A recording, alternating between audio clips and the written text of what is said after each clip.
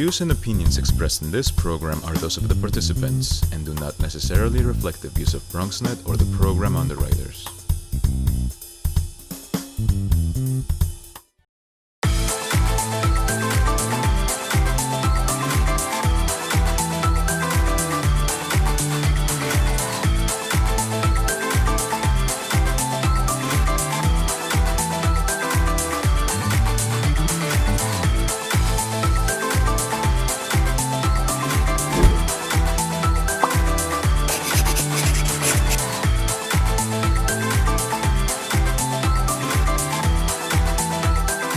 Hello and welcome to Bellas Fashionistas Home Edition.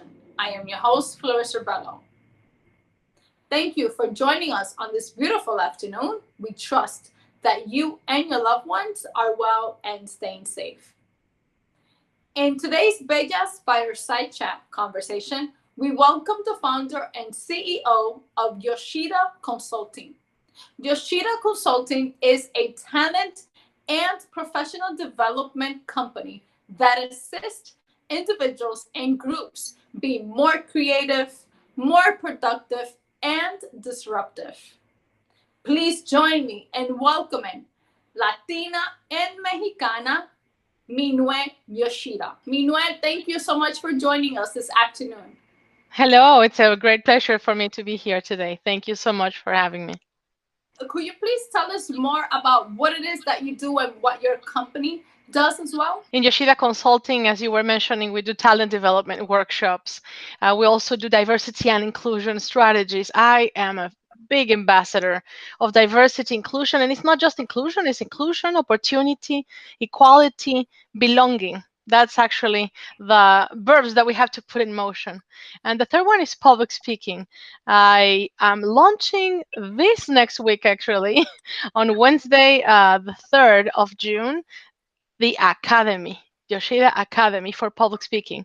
And this is the first time that we launched an academy in both languages, in English and in Spanish. Congratulations. Thank you. You make I'm us very excited. proud. I've seen your incredible work. You have been working with so many corporations and also training so many people to teach them how to speak. And I just want to applaud you for the incredible work that you're doing and that you continue to do and elevating each and one of us. It's actually quite an honor to be part of so many people's journey into converting their fears into their strengths, and mostly, as you were mentioning, in our community, in the Latino community, in the minority community. So now we are tapping into all of those stereotypes and fears that exist in all our cultures and converting them into the strengths, what makes us unique. COVID has caused many frustration. COVID has caused many distress. It has turned our lives to be something that is obviously not what we used to. And as we walk towards the road to reopening, as you may know, a lot of states are reopening right now and moving into that road of recovery as well. I would like for you to share more about one of the workshops that you teach, which is Shaping Her History. And if you could tell us how can you help us become more disruptive? How can we gain that strength to kind of put ourselves together and move forward towards this new road that we have just coming in front of us? It's interesting because you start by mentioning COVID-19 and how people have come to frustration and to think, what am I going to do? I was doing this thing and I was on this track, and then suddenly I'm not on that track. And I am going to say something. COVID-19 is a blessing for many people. By the way, and don't get me wrong, I'm not saying that it's a blessing for those who are suffering or who are sick or who are passed away. No, that's not what I'm saying. What I'm saying is that for those of us who had no choice but to reinvent ourselves and to figure it out, because that's much of the things that are actually happening is figuring it out. Just like the schools need to figure out, just like children need to figure out, what are we going to do? So in that perspective is where it's a blessing, because it moves us out of our comfort zone. And you were asking me about disruption. Well, I can't think of any other more of a disruption than this. Like, this is truly the one. There are many cultures that actually consider crisis equals opportunity.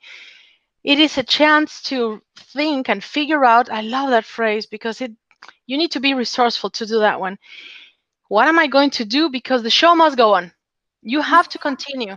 I have a lot of people that are calling me and saying, I was already on the path of, I was going to get promoted. I was going to do this thing. I was going to speak in front of others. I was going to this event. I was going to, and then suddenly it stopped. And what I have to say right now is that it didn't stop. It was a pause, but it was a pause that was kind of placed by you and by whomever was organizing. I get that. Take the pause off. It's now you have the control. So if it wasn't paused because the place is closed and that event that you were going to talk is no longer open, then what is open? So focus not on the what didn't happen. Focus on the what can happen, what is happening right now, and what could you make happen. I believe that what we call right now the new norm is no longer the new norm. Let's take away the word new. It's been 3 months. Let's call it normal, and we wouldn't even need to call it. This is it. When we go back to whatever that was, getting together and going to these events and going to these workshops and going back to the office and keep working, the reality is that we're not going to go back to what it was. We all need to know that right now. If they're already changing, why would people still resist that change? It makes no sense. We change every day. Actually, 5 minutes ago, the Minue that joined this session 5 minutes ago with you is not the Minue that is right now. We're evolving by the minute. Change is inevitable. You have to go through it. And so why would you resist something that is already happening? Change is to be embraced. So when we're talking about reshaping history, like shaping history, by the way, many people don't like to call it history because it has his in the title, and they like calling it her story. So it's open to anyone that wants to change the name into reshaping her story. Um, when we are thinking of reshaping and reinventing, we need to understand that it is an evolution. It's not from here to here. It doesn't work like that. It's from here to here as it evolves. It's a spiral that keeps going and going. And that's the first thing that we need to consider, is that it doesn't matter if right now it's a BI platform, that is technology. It doesn't matter if it's in person. It doesn't matter what you were doing. What matters is where you're going. And that would be my first tip or my first advice. You want to shape your story? Imagine then your story first. Visualize that story. What do you want to change? Because you can't just go, for a professional, you can't just go to the corporations and say, I want this to change. This what? Exactly what? Clarity, then it's the first one. Where you're going. So I'm imagining, I like analogies, and I'm always thinking that you're a ship in the ocean, and then you need to find a beacon of light. Because if not, then where are you going? Where's your north? You will be lost. So you need your light, and then you need the stars so that you actually can measure and go. Once you know where you're going, the second thing that is my suggestion, Floriser, is a mistake that we always make. People say, like, make a plan. So step 1, step 2, step 3, and that could be a mistake as well. If I know that I'm going somewhere, I should be planning backwards from there to here. So I'm going to go over there. And the question is, what do I need to be there? I'm going to think of people that are right now in the middle of a career advancement dilemma. I was going to go for that VP place or for that office or for that. Okay. What do you need to be there? Oh, I need this certification, this book, this licensing, this course, this training, this, I need to work on these abilities, on the skills like that. You need to have really well defined. Just like you said, we used to have a norm. We used to have ways of doing things automatically. We used to be robots. And now we're focusing. So you mentioning have a vision, have a plan. So what if the plan doesn't work out the way that we thought? And that's the thing, that it doesn't matter if that particular plan that you have is not working out, because the biggest asset that anyone can have, both in businesses and corporations and in school and in life, is our capability to adapt and flow. Not long ago, when I was, escalating the ladder in corporate America, interesting thing, because it took me a while to get where I was, and I always thought that I will get the next level of my next job or my next opportunity if I was the one that knew the most, if I was the one that worked the most, 12 hours, 15 hours, I was killing myself. It was like, I was always giving more, and I was like overachiever, and let's not sleep, and right. And as I was going up, I realized something. Freddy said that it wasn't the most capable person, the one that got promoted or the one that got the opportunity. It wasn't the brightest. It was the person who was able to adapt and flow the best. Isn't it crazy that it's like we're thinking we're thinking about capabilities and aptitudes and skills that you need to learn, and it's not that. It's how fast you can adapt and evolve. How fast you can say, "Oh, we're not going there. We're going there. Oh, okay, hey, everybody, the ship is going right. Okay, we'll go right." It's the coachability. It's able to be following that direction. I learned it the hard way. I wasn't that way. I was a little bit more like, "Wait, why? No, but we were hired for this, or we were no." And it was a mistake, and I didn't understand that until I was a corporate vice president, and I was on those tables deciding, or listening, not deciding, like listening, who's going to get the next level, the next job. And all I heard was, "Oh, Florissa had this great attitude." I was like, you're doing this on attitude. Oh, Florissa has the can do, the can do spirit. Oh, wow. So it's your capability of saying, "I might not know it now, but I'll get it." Same thing with people that are right now looking for jobs, that people are being interviewed right now. You wanna reshape your story, then get ready for that interview that will happen via Zoom or via Google Meets or whatever that is, and be ready to respond to something very important. That is, I might not be able to know it now, but I am willing to learn. I'm a fast learner, and I can learn fast, and mean it, by the way. It's not just a phrase, it's actually something that you feel. But going back to the plan, the majority of the plans fail, Flericer, because we are not, we're moving the beacon of light. Like, if the light is there, don't look everywhere and elsewhere. And this is what's happening right now to many of us professionals, right? We're like, "Oh wait, the light is here. Oh wait, the light is here." No, no, no, no. The light has not moved. The focus hasn't moved. Your lens moved, so just readjust it. But your fire, where you're going, I call it the fire, and it's something that is actually burning inside of you, that you know what you want. It you does. know where you're you know where you're going. It's not new. It's not that, "Oh my god, COVID is happening, I can't go here, so then let me rethink everything." That is not true. Your passion is your passion, and it's still there. What changed was just the medium, the vehicle, the how. But the need to be really clear. The why. Once you have that why, then yes, you trace it backwards. How do I need to dress for that? How do I need to think there once I'm there?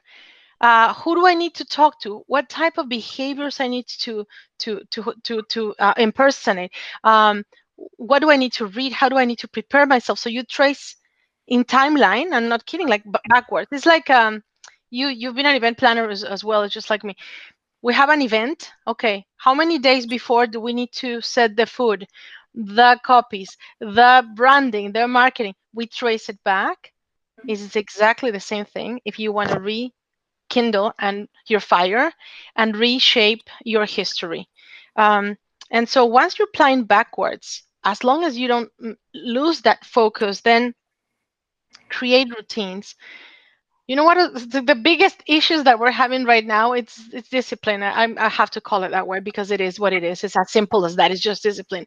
We don't have a commute we don't have to fight any uh, Washington Bridge or any Lincoln Tunnel. We don't have to wait for the bus. We don't have to, like, there's a lot of the routines Mhm. that are not happening right now, right? We will take a quick break, and when we return, Minue will provide tips on how we could become more bold, more disruptive, as we walk towards the road to changing our history. Don't go anywhere.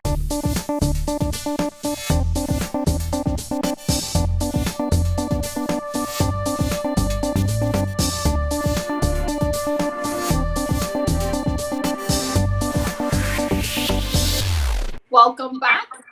Minue, I want to thank you because these are just so many important points that you're giving us. And you know, changing our history is very a process, a long Definitely. time. But how can you? I know that you had mentioned before that we could not look at a routine, but more like a discipline. How do we work towards being more disciplined in order to move into the road of changing our history more? I'm glad that you name again the word that we're looking for, because let's not change the names, right? Discipline is discipline, and what we need to do is create the routines as if we were still working in where we're working, whether it's a company, whether it's your own business. Just create the same routines. And so get up at this time and exercise at this time and have the breakfast at this time and just follow that. Long time ago I heard that routines will save us from madness, no? La rutina nos salva de la locura. And I heard that and I was like, how is routine saving you from madness? Yes, it does. Because otherwise, it's complicated and difficult to have an expectation on when things should happen for you, right? We have to remember that we are, creatures of habits. And so you can't really create a habit if you don't create those routines. Like every day, something must happen. I'm not saying routine as in monotony, by the way. Yeah, You can thank still be you. creative. Not at all, not at all, not at all. But you know that you get up at this time, that your calls happen from here to here. Like, although my meetings, the majority of my meetings are on Mondays, for example. I know that, right? At this point, I love eating with my family, so it's kind of a routine. And so we just do that, and it really helps you accomplish that goal. If you really want to change things, then let me go to the next point. So if one of the people in the audience or your viewers are taking notes, this is the next one. You know what you need to do, because yeah, don't come and say like, what should I do? You know what you need to do. The thing is that you haven't been wanting to do it. There's something that's stopping you. That could be anything from procrastination to just laziness, or really not knowing how. The only thing is that right now in 2020, not knowing how is no longer an excuse because welcome the internet. You can find out how. Somebody can teach you how. It's global. You can figure out how. You learn how. It's just that sometimes we don't do it. And if you ask me, how can I become disruptive and make things happen? Well, be bold enough to challenge yourself. Yeah, yeah. It's not about challenging others, by the way. It's not challenging the boss and the leadership, and you challenge you and say you're gonna do it. Talk to yourself seriously. Like, go in the mirror and talk to yourself and say you're gonna do it, and you're gonna do it because you promise you're going to do it. There is honor in the word, and that's something that my father told me a long time ago. My Japanese side. If you say you're gonna do something, commit yourself and do it, because your honor goes with it, right? I just want Yes. to thank you for correcting that because there is positive routine and negative routine. And you know, routine to me it sounds like, oh my god, this all over again. But you're absolutely right. If we don't have a discipline that turns into a routine, then it's going to be counterproductive and it's not going to help us Exactly. achieve to where we need to go. But you also mentioned you need to be bold, right? Mm. And being bold is such, it takes a lot of courage because for those people that have many factors that doesn't allow them to move forward or like keeps them on the procrastination mode, you know, how can you talk to us? And I know that you were going to say something, but I just want to catch you before you say it Oh, because that's we great need because like those, because we need like the strength. So how can we get strength? How can we look for strength that could help us maintain in this linear, I don't like using the word linear, but that Mhm. can help us maintain in this path to continuing with that discipline. I was actually going to say this, so I'm glad that you created a segue for this. And it's not going to. So when you're talking about, I want to be strong for this, then you have to go to the root. what is actually stopping you. And the majority of this stop of things that stop us, it's fear, literally, And there's two types of fears: the fears that comes from the outside and fears that are coming from the inside. In the outside could pretty much be, I'm going to be fired, I'm going to lose that client, I'm going to, and that's what you have to take in and say, I don't care. Now you say, but I do care. I have a rent to pay. And here is where we go with the irony of life.